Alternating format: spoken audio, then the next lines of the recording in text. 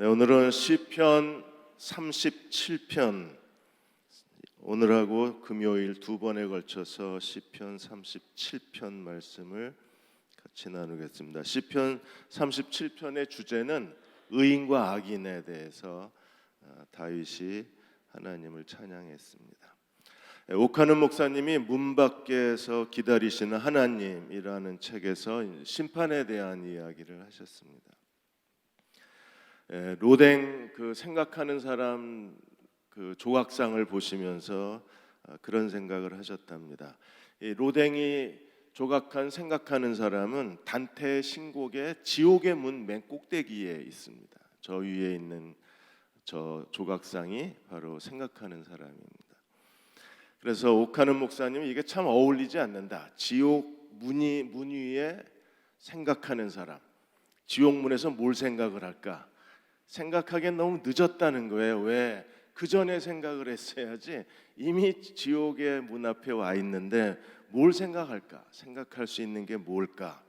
그래서 오늘 우리들에게 우리는 생각하는 사람이 되어야 한다는 겁니다. 뭘 생각해야 될까요? 언젠가 우리가 하나님 앞에서 심판받아야 될 것을 생각하고 사는 그리스도의 종들이 되어야 한다고 했습니다.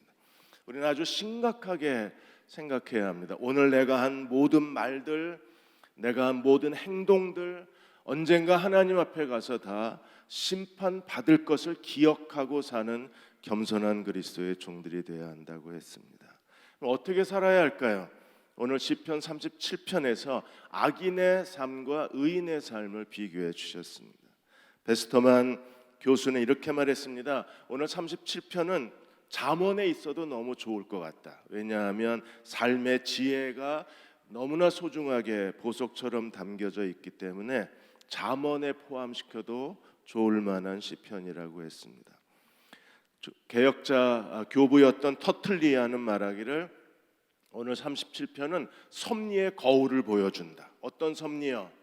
우리는 악인이 형통하고 의인이 고난받는 것에 대해서 오랫동안 많은 그리스도인들이 고민을 했습니다. 왜 예수 안 믿는 사람들은 잘 되고 오히려 하나님께 신실하고 충성된 사람들은 왜 잘 못 살고? 이건 억울하다는 겁니다. 하나님의 뜻을 우리가 알지 못하겠다고 말합니다. 이 문제에 대해서 터툴리아는 시편 37편이야말로 이 악인이 형통하고 의인이 고난받는 이 오래된 주제에 대한 해답을 우리들에게 제공해 준다고 했습니다. 그래서 37편을 섭리의 거울이라고 이름을 붙였습니다. 37편은 시편 1편과 같습니다. 왜냐하면 시편 1편도 의인의 길과 악인의 길을 보여주고 있기 때문에 그렇습니다. 의인의 길은 어떤 사람이었나요? 시냇가에 심은 나무와 같은 사람입니다. 그는 시절을 쫓아 열매를 과일을 맺고 잎사귀가 마르지 아니하고 행사가 다 형통한 사람입니다. 악인은 어떻게 사나요? 악인은 바람에 나는 겨와 같은 사람이라 그래서 악인은 모든 일에 하나님의 심판을 피할 수가 없다고 했습니다. 오늘 37편도 의인의 길과 악인의 길을 대조해서 우리들에게 보여주고 있어요. 의인은 어떤 사람일까요? 오늘 37편에서 5구절에 반복해서 보여주시는 게 의인은 하늘의 복을 받는 사람일 뿐 아니라 땅의 복을 누리는 사람이라 그랬어요.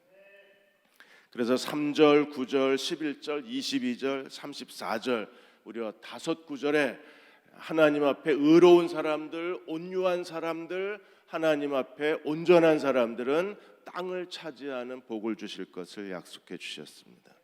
시편 1편에서 의인은 시냇가에 심은 나무와 같다는 비유와 37편에서 의인은 땅의 축복을 받으리라는 이 비유가 거의 똑같은 내용을 우리들에게 전해주고 있는 거예요.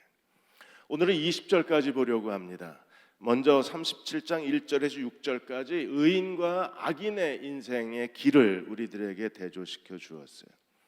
우리가 해야 될 가장 중요한 일이 무엇일까요? 1절, 2절에 보시면 하나님 앞에 의롭게 사는 사람들은 절대 불평하지 말라 그랬어요. 1절, 2절에 이렇게 말합니다. 악을 행하는 자들 때문에 불평하지 말며 불의를 행하는 자들을 시기하지 말라.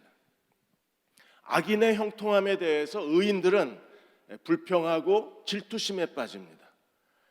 하나님 앞에 제멋대로 살고 하나님을 모르고 악을 저지르는 사람들이 왜 잘 살아야 되나, 이 일에 대해서 우리는 불평하고 질투심을 느낄 수밖에 없어요. 그러나 성경은 뭐라고 말합니까? 악을 행하는 자들 때문에 불평하지 마라. 그리고 불의를 행하는 자들 때문에 시기하지 마라. 오늘 한국의 사회하고도 너무나 잘 맞는 말씀입니다.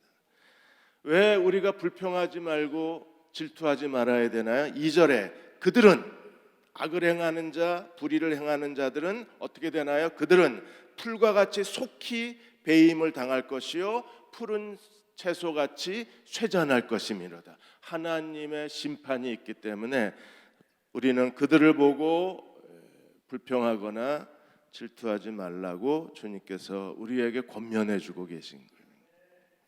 토마스 타임 박사는 이렇게 말했습니다. 악을 행하는 자, 죄를, 불의를 행하는 사람들은 하나님의 은총을 완전히 상실한 사람들이라 그랬어요. 그래서 속히 배임을 당하고 그리고 속히 쇠잔할 수밖에 없는 운명의 사람들이라고 했습니다. 그들은 더 이상 하나님으로부터 아무것도 기대할 수 없는 사람들이라고 말했습니다. 그러므로 오늘 우리도 악인의 형통함에 대해서 불평하거나 불의를 행하는 자들로 인해서 질투심에 빠지지 말아야 합니다. 그럼 어떻게 살아야 될까요? 불평하지 말라, 질투하지 말라. 그럼 어떻게 살아야 되나요? 3가지. 우리가 하나님께 3가지를 행하는 그리스도의 종들이 되어야 돼요. 잊어버리시면 안 됩니다. 이 3가지를 따라 이 세상을 사는 사람이 의로운 사람입니다. 악인은 악을 저지르고 온갖 거짓말을 하고 온갖 속임수와 불법으로 자기가 원하는 것을 얻으려는 사람들입니다. 그러나 그들은 얼마 가지 못합니다. 왜요? 하나님이 그들을 속히 심판하실 것이기 때문에. 오히려 우리는 하나님을 믿는 사람이라면 하나님 중심으로 살아야 돼요.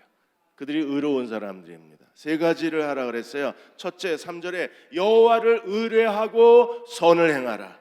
땅에 머무는 동안에 그의 성실을 먹을거리로 삼을지어다. 하나님을 의뢰하고 선을 행하라. 의뢰하고 행하라. 이건 한 쌍의 단어라 그랬습니다. 우리가 하나님을 의뢰한다면, 하나님을 의지하는 사람은 어떤 사람이에요? 선을 행하는 사람들입니다. 우리가 해야 될 진정한 선이 무엇입니까? 하나님께 대한, 우리가 하나님께 드려야 될 참된 착함. 진정한 선은 뭐예요?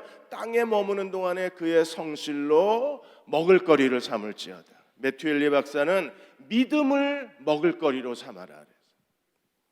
그리고 하나님의 성실하심으로 하루하루를 살아가라. 악을 행하는 사람, 불의를 행하는 사람들은 온갖 불의를 저지르고 법을 어기진 않았지만 법을 이용해서 자기들이 원하는 걸 다 얻어내는 사람들이에요. 그러나 우리는 그렇게 살 수는 없습니다. 우리는 하나님을 의뢰하는 사람들이기 때문에 우리는 그 사람들처럼 살 수는 없어요. 대신에 우리는 어떻게 살아야 돼요? 선을 행하는 사람이 되어야 합니다. 진정한 선이 뭐예요? 하나님의 성실함으로 하루하루를 살아가는 사람들.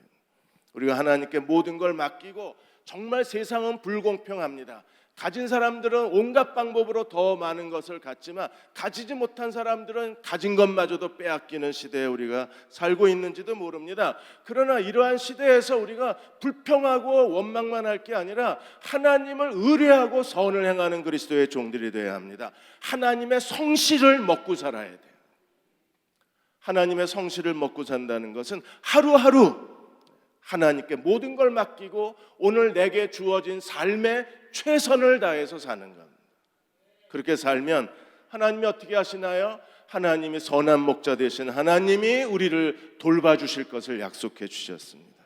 그래서 첫째로 해야 될 중요한 일이 여호와를 의뢰하고 선을 행하라. 하나님의 성실하심으로 먹을거리를 삼아라. 매튜 엘리 목사님 말씀하신 것처럼 믿음을 식물로 삼고 하나님과 동행해라. 우리는 하루하루 오늘 최선을 다하고 나머지 문제는 하나님께 맡기는 그리스도의 종들이 되어야 합니다. 2번째 해야 될 일이 4절입니다. 또 여호와를 기뻐하라. 그가 내 마음의 소원을 내게 이루어 주시리로다. 하나님을 기뻐해야 합니다. 왜요? 이 세상은 우리에게 줄 것이 아무것도 없습니다. 우리 주변에 있는 사람들도 내 마음의 소원을 이루어 줄 수 있는 사람들이 우리 곁에 없습니다. 그러나 하나님은 우리가 원하는 것을 채워 주실 수 있는 분이십니다. 우리가 해야 될 일이 있고 하나님이 하실 일이 있어요.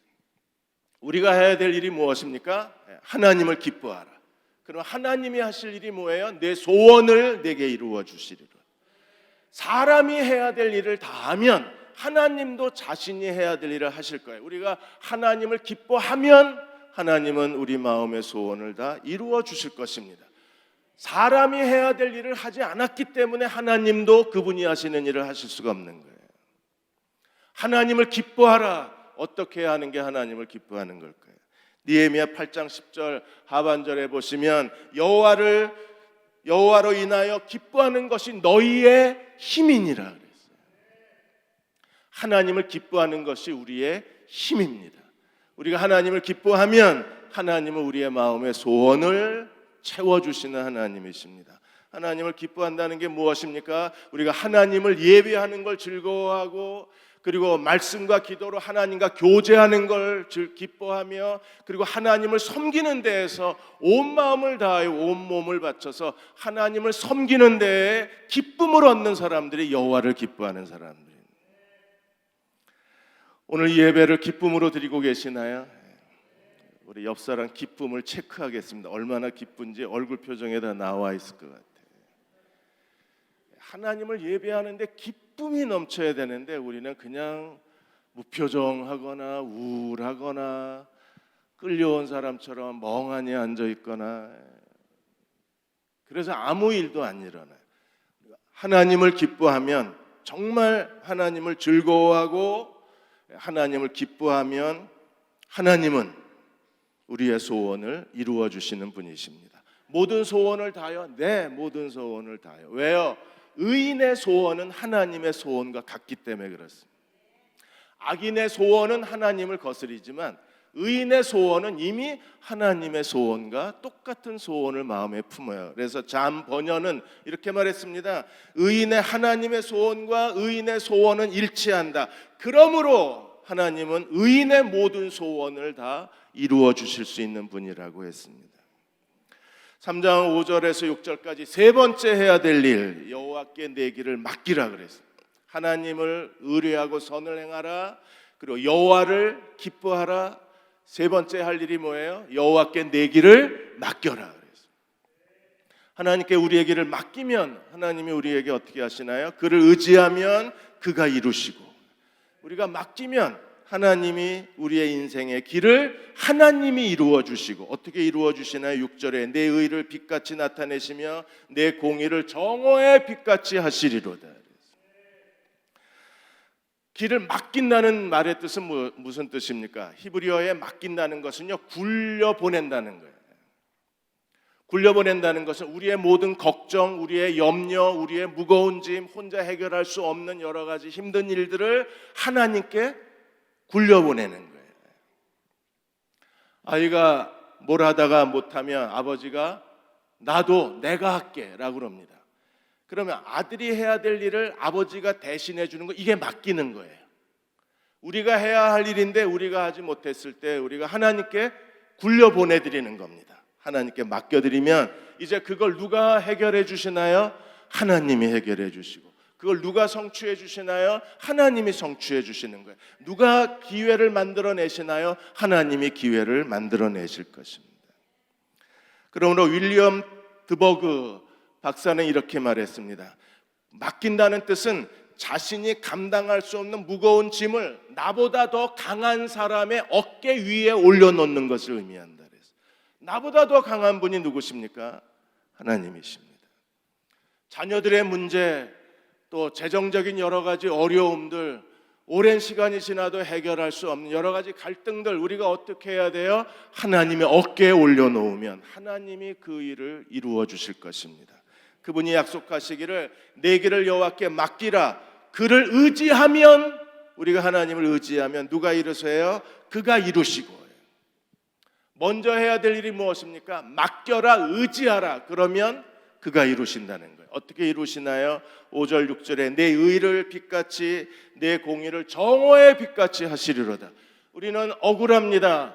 내가 그런 게 아닙니다. 사람들이 나를 오해했습니다. 그럼에도 불구하고 우리가 모든 걸 하나님께 맡기면 하나님이 우리의 의를 빛같이 드러내시고 우리의 공의를 정오의 빛같이 하나님이 우리 사람들에게 증거하시고 우리의 무죄를 드러내실 뿐 아니라 하나님의 영광과 하나님의 섭리를 이루시는 하나님이십니다. 요셉이 그랬습니다. 보디발 장군의 아내가 요셉을 덮쳤습니다. 그리고 오히려 요셉에게 뒤집어 씌웠어요. 지금처럼 CSI 과학수사대가 없는 시절에 그냥 요셉은 앉은 채 당해야 됐었습니다. 여자가 그 보디발 장군의 아내가 요셉의 겉옷을 손에 들고 요셉이 자기를 덮쳤다고 했을 때 저항할 힘이 없는 거예요. 보디발 장군의 아내의 공권력에 의해서 요셉이 감옥으로 들어갑니다. 억울하잖아요. 근데 요셉은 어떻게 했습니까? 하나님께 맡겼습니다. 하나님만 의지했습니다. 그리고 감옥에서 정말 여호와의 성실함으로 일했어요. 하나님의 성실함을 식물로 삼았습니다.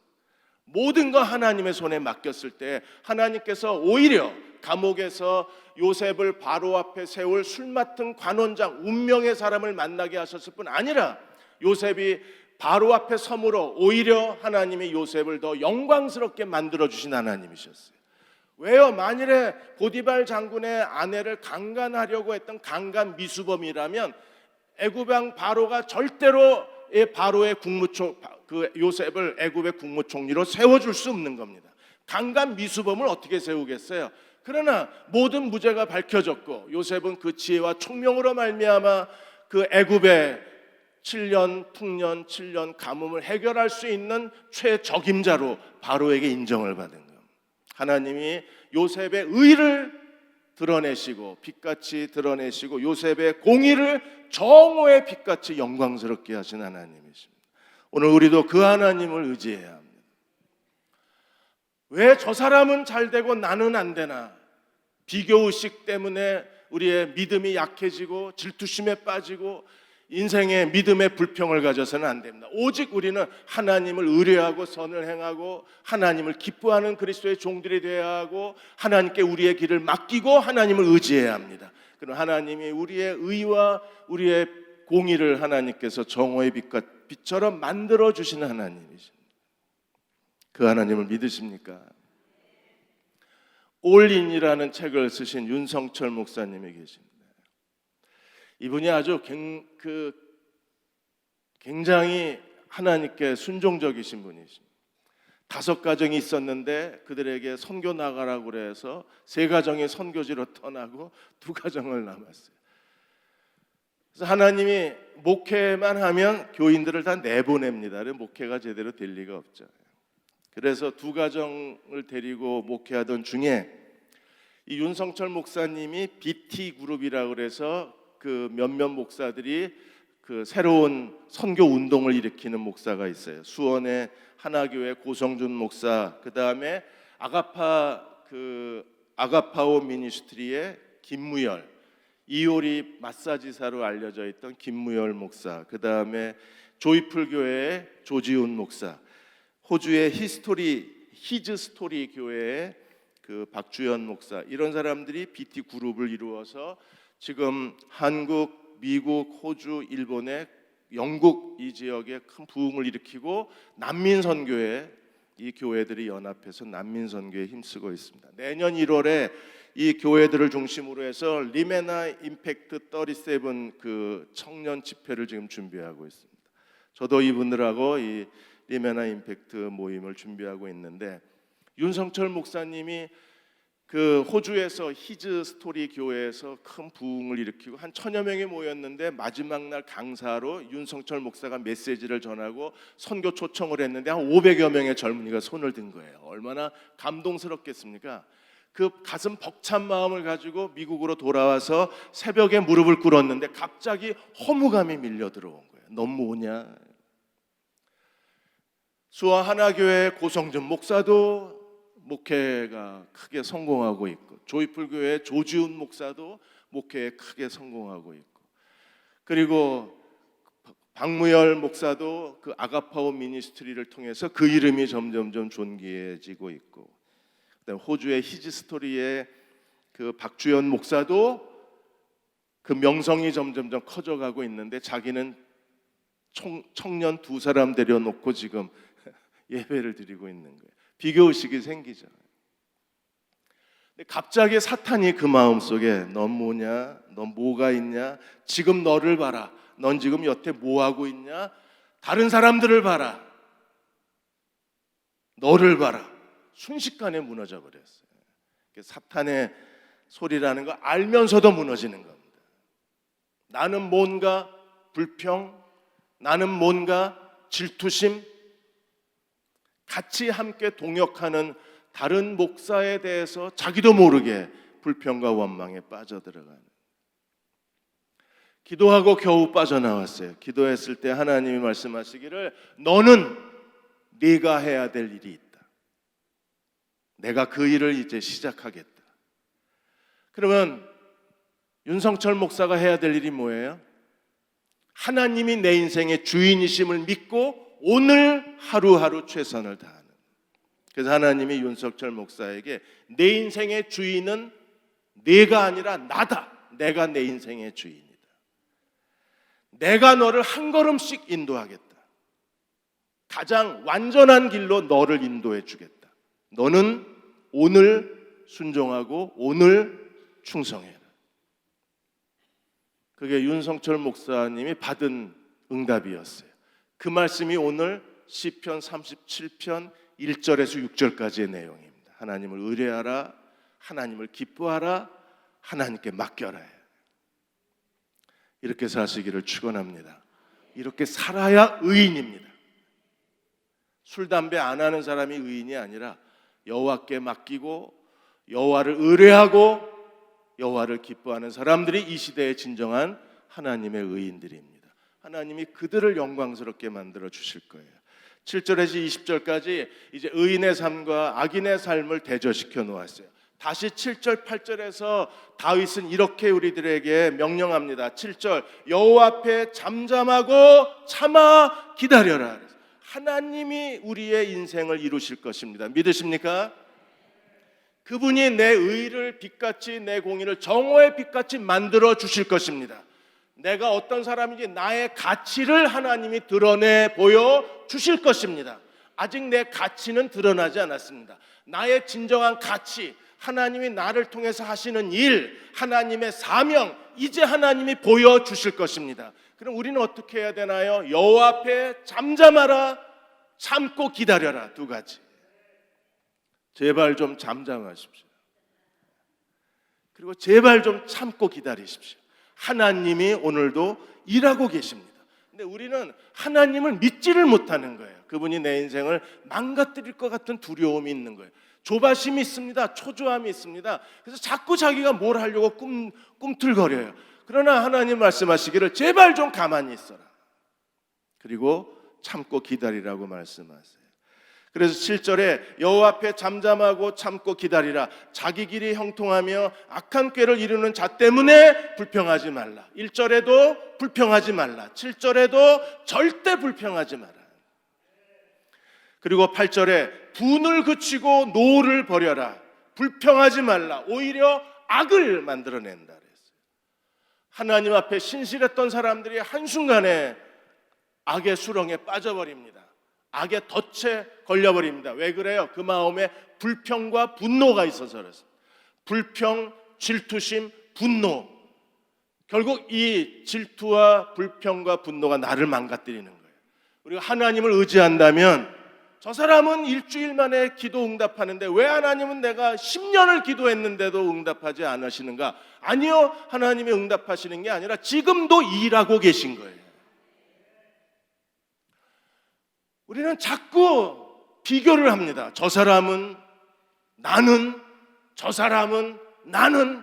그래서 불평하고 분노에 빠져요. 하나님께 대하여 분노하고 자신에 대해서 분노하고 당신이 기도 안 해서 그런가 봐. 남편에 대해서 분노하고 니들이 기도 안 하니까 안 되지. 자식들에 대해서 불평해봐야 아무 일도 안 일어납니다. 우리가 해야 할 가장 의로운 하나님 앞에 의의 자세는 뭐예요? 여호와를 하나님을 믿고 하나님 앞에 잠잠하고 참아 기다려야 합니다. 우리가 악인의 형통함에 대해서 불평하지 말라 그랬어요. 그래서 악인의 행동에 대해서 하나님이 우리에게 세 가지를 가르쳐 주셨습니다. 악인은 어떻게 될까? 하나님을 의지하는 사람들은 어떻게 될까? 그래서 하나님이 세 가지 큰 덩어리로 악인의 결과와 그리고 의인이 어떤 것을 얻는가를 우리에게 비교해 주셨어요. 이걸 보시고 하나님을 믿고 참고 기다리시기를 축원합니다. 악한 꾀를 이루는 사람들이 다 잘 되는 건 아니에요. 오늘 7절에 하나님이 지적한 사람이 누굽니까? 7절에 자기 길이 형통하며 악한 꾀를 이루는 자. 이 사람들은 하는 일이 다 잘 돼요. 잘 되는 것처럼 보입니다. 아파트 투기도 잘하고 순식간에 3억 남기고 또 이사 가는데 나는 앉아서 손해보고 앉았어요. 항상 뒷차를 타요. 이 사람은 새로운 음식 아이템이 와서 프랜차이즈 해가지고 크게 대박을 터뜨렸는데 나는 뒷차 탔다가 쫄딱 망하고 나오고. 그러니까 당연히 자기 길이 형통하고 악한 꾀를 이루는 사람들이 우리의 분노를 일으킬 수밖에 없고 비교의식을 일으키게 되고 우리는 그 사람들을 쳐다보고 나는 왜? 라고 스스로 자신이 한심해질 수밖에 없는 거예요. 그런 적이 없으시군요. 표정이 무슨 소리지? 이러고 계세요. 근데 그런 사람들이 있어요. 자기 하는 일이 다 자기 길이 형통하고 그 사람이 하는 건 다 잘 돼요. 부럽지 않으십니까? 안 부러우시군요. 길이 형통해요. 하는 일이 다 꾀라고 그랬지만 이게 계획입니다. 그 사람이 계획을 세우는 건 다 잘 돼요. 그래서 비교의식 때문에 불평이 생기고 분노가 생겼을 때 우리는 어떻게 해야 합니까? 하나님은 심판하시는 하나님이십니다. 하나님은 악인을 심판하시고 의인을 보호하시는 하나님이세요. 그 하나님의 심판 세 가지 얼굴을 우리들에게 보여주시는 거예요. 첫째가 9절에서 11절까지 하나님이 어떻게 하십니까? 9절에 악을 행하는 자들은 하나님이 끊어버리신다 그랬어요. 2절에 악을 행하는 자, 불의를 행하는 사람을 하나님이 어떻게 하시겠다 그랬어요? 속히 베어버리겠다 그랬어요. 잔디만 조금 자라면 사람들은 못 견딥니다. 그냥 그 다음날 주말마다 잔디 깎는 기계로 그냥 따다다다다 돌리면요 다 잘려나갑니다. 잔디들도 자기들도 자랄 권리가 있는데 이 사람들이 못 견디는 거예요. 조금만 자라면 드드드드 다 밀어버립니다. 무덤에 있는 풀들이요, 이게 추석이 오고 명절이 오면 긴장할 것 같아. 왜? 다 비어져 버리니까. 하나님은 악을 보지 못하시는 분이에요. 악을 다 베어내시는 거예요. 그래서 오늘도 하나님께서 9절에 악을 행하는 자는 다 하나님이 끊어버리신다. 그러나 여호와를 소망하는 사람들, 의로운 사람들은 하나님이 어떻게 하신다고요? 땅을 차지하게 하실 것이라. 하나님이 그들을 보호하시고 하나님이 그들과 함께 계실 겁니다. 잔 칼빈이 9절을 이렇게 해석했어요. 여호와를 소망하는 자가 땅을 차지하리라고 했을 때 잔 칼빈이 의인은 하나님 앞에 의로운 사람은 무덤에 들어갈 때까지 항상 하나님의 축복을 누릴 것이다. 믿으십니까? 무덤에 들어갈 때까지 우리는 땅의 복을 누립니다. 무덤에 들어가서는 하늘의 복을 누리기 시작합니다. 왜요? 그리스도가 다시 오시면 우리의 이 썩을 육체가 썩지 아니할 육체로 다 살아나고 무덤이 열리고 우리가 신령한 육체로 다 부활하기 때문에 무덤에서도 하나님의 복은 끊어지지 않아요. 무덤에 들어갈 때까지 땅의 복을 누리다가 무덤에서부터는 하늘의 복을, 부활의 육체의 부활의 하늘의 복을 누리기 시작합니다. 이렇게 사셔야 돼요.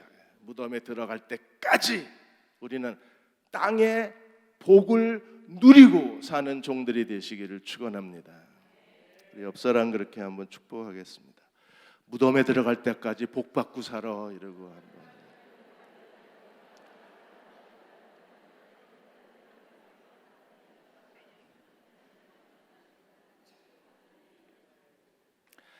네, 10절에 하나님이 악인들을 끊어버리신다고 그랬는데 어떻게 하나님이 끊어버리실까요? 10절에 잠시 후에는 악인이 없으리니 내가 그것을 자세히 살필지라도 없을 것이다.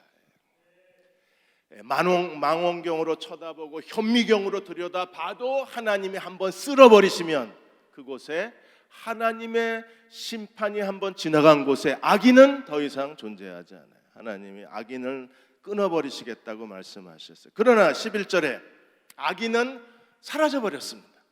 보이지 않습니다. 그러나 의로운 사람, 온유한 사람은 11절에 온유한 사람은 땅을 차지하며 풍성한 화평으로 즐거워할지어다. 의인은 온유한 사람입니다. 우리가 하나님 앞에 잠잠하고 참아 기다리는 사람이 어떤 사람이에요? 온유한 사람입니다. 다시요. 이렇게 사셔야 돼요. 여호와 앞에 잠잠하고 참아 기다리라. 7절에 여호와 앞에 잠잠하고 참아 기다리는 사람이 누구예요? 11절에 온유한 사람입니다. 온유한 사람이 돼야 돼요. 모세처럼 온유함이 다른 사람보다 더 탁월해야 돼요. 온유함이 뛰어난 사람이 돼야 합니다. 우리가 이렇게 온유한 사람이 되면 하나님이 우리에게 두 가지, 땅을 차지할 것이다. 그 다음에 풍성한 화평으로 즐거워할 것이다. 하나님이 그들에게 물질적 축복을 주실 뿐 아니라 그들에게 화평으로 즐거워하는 하나님이 주실 하나님 나라 의와 평강과 희락이라고 말씀하셨는데 하나님이 그들에게 의와 평강과 즐거움을 더하시는 하나님 나라의 삶을 살아갈 수 있는 사람이 될 수 있어요. 온유한 자들에게 주신 하나님의 축복입니다. 우리가 하나님께 충성하면 하나님이 이 일을 이루시는 거예요. 다니엘서가 시작이 됐습니다. 오늘 이번 주에 1장을 봤는데 하나님은 다니엘이 바빌로니아 땅에 포로로 끌려왔는데 거기서 다니엘이 하나님 앞에 왕의 음식과 포도주로 자기를 더럽히지 않겠다 그랬어요. 더럽히지 않겠다. 하나님 앞에 그가 자신의 하나님의 백성으로서의 거룩과 정결함을 지키자. 하나님이 다니엘에게 모든 지혜와 지식과 학문과 그리고 통찰력을 더하여 주셔서 다니엘과 세 친구가 왕의 보좌관, 느부갓네살 왕의 보좌관으로 거기서 임명을 받습니다. 포로의 인생이 뒤바뀌어져서 왕의 보좌관, 당시의 세계 가장 큰 대제국 바벨론 왕의 최측근이 되는 거예요. 하나님은 지금도 뒤집어 버리시는 하나님이십니다. 우리가 하나님 앞에 온유한 사람으로 살아야 될 이유가 여기 있어요. 하나님을 의뢰하고 하나님을 기뻐하고 하나님이 원하시는 대로 거룩하고 정결하게 살아간다면 그 나머지는 하나님이 책임져 주시는 거예요. 땅을 차지하고 그리고 풍성한 화평으로 즐거워하게 만드시는 분이 하나님이십니다. 두 번째, 악인과 의인의 삶을 이렇게 주님께서 대조시켜 놓으셨어요. 12절에서 15절까지 두 번째 악인의 모습 그리고 의인의 모습입니다. 12절에 악인은 어떤 사람입니까? 악인은 의인치기를 꾀하고 그를 향하여 일을 간다 그랬어요. 악인의 취미 생활이 뭐예요? 악인의 민족 대사명이 무엇입니까? 악인의 지상명령이 뭐예요? 악인의 살아가는 이유가 무엇입니까? 의인을 공격하고 의인을 걸어 넘어뜨리고 의인을 파멸시키는 게 악인의 그리스도의 지상명령입니다.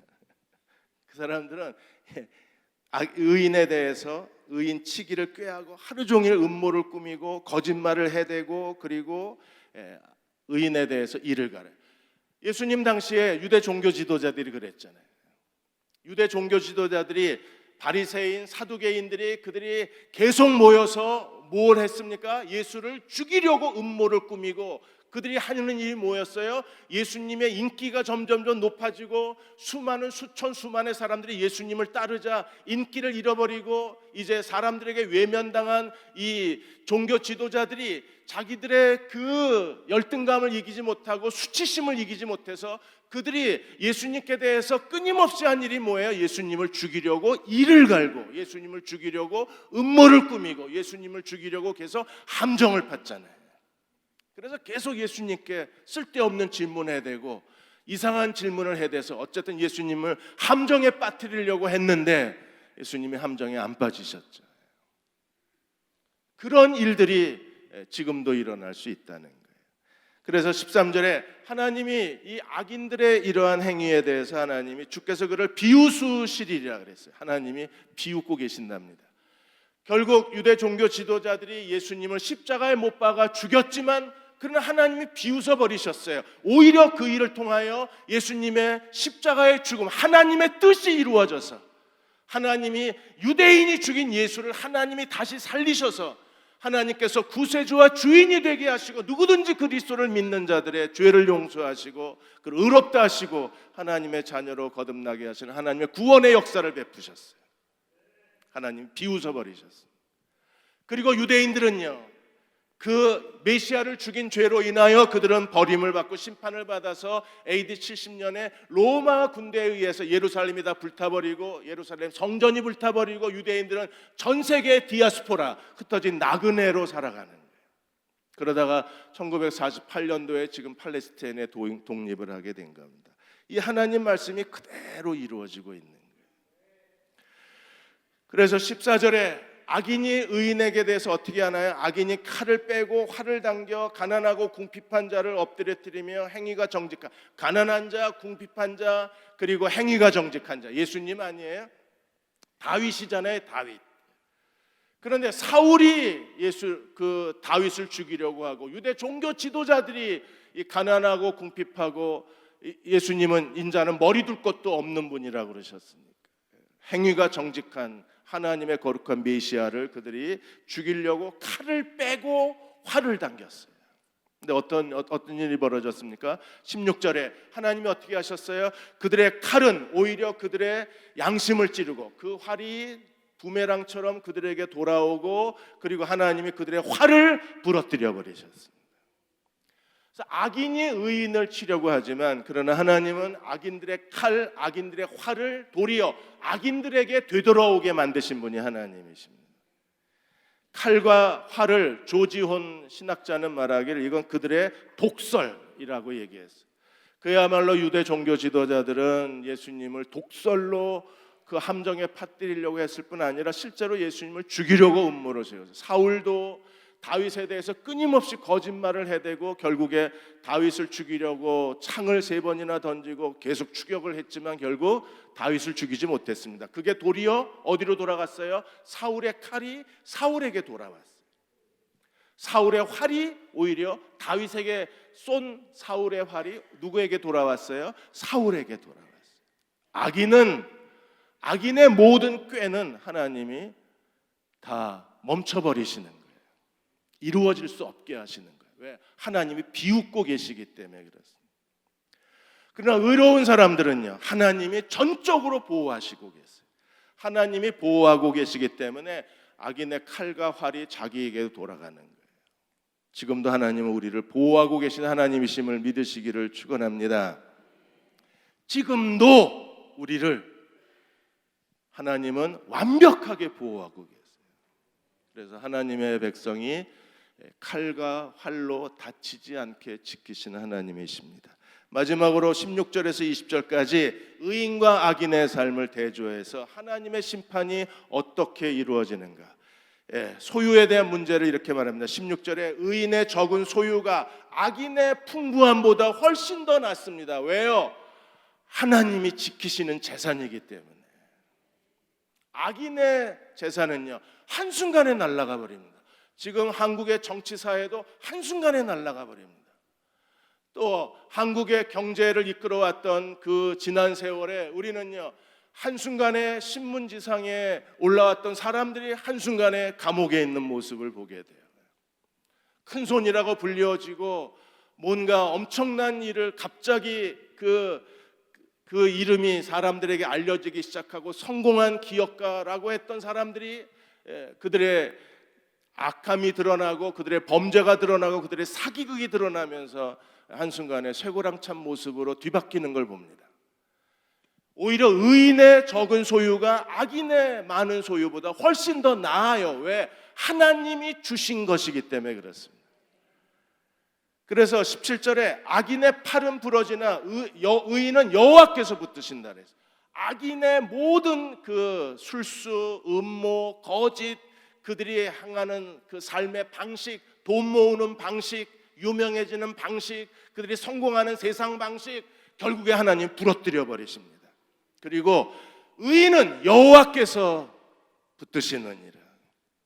하나님은 어떻게 붙드시나요? 18절. 하나님 이렇게 붙들고 계신 하나님이십니다. 18절은 정말 우리에게 너무나 소망을 주고 기대감을 주고 우리 마음을 따뜻하게 해주는 위로의 말씀입니다. 18절에 같이 한번 읽어보겠습니다. 여호와께서 온전한 자의 나를 아시나니 그들의 기업은 영원하리로다. 하나님이 온전한 자의 나를 하나님이 알고 계시나니 그랬어요. 하나님은 지금까지 내가 걸어온 길을 다 알고 계신 분이십니다. 왜요? 그분이 섭리하시고 그분이 인도하시고 그분이 계획하신 길이었으니까. 그리고 내가 앞으로 가야 할 길도 주님은 다 알고 계신 하나님이십니다. 우리가 비록 하나님의 뜻을 잘 모르고 하나님의 인도하심을 잘못 판단해서 다른 길로 갈지라도 하나님은 오히려 거기서 우리를 더 축복하시고 하나님의 영광을 드러내 주시는 하나님이십니다. 그래서 하나님은 우리의 모든 나를 다 알고 계신 하나님이시에요. 온전한 자의 나를 하나님이 알고 계시나니 그랬어요. 다 알고 계신 하나님이심을 믿으십니까? 조건이 있습니다. 그냥 내 멋대로 살라가 아니라 우리가 하나님 앞에 경건하고 의롭고 바르게 살아야 돼요.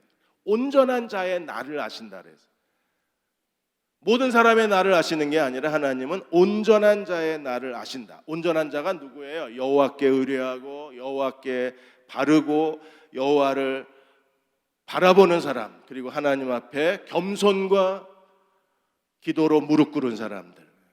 하나님은 그들의 나를 하나님이 아신다 그러셨어요. 그러면 됐잖아요. 너 뭐가 되려고 그러니? 걱정 마세요. 하나님이 다 알고 계십니다. 당신 어떻게 하려고 그랬어? 괜찮습니다. 다 하나님이 알고 계십니다. 믿으시나요?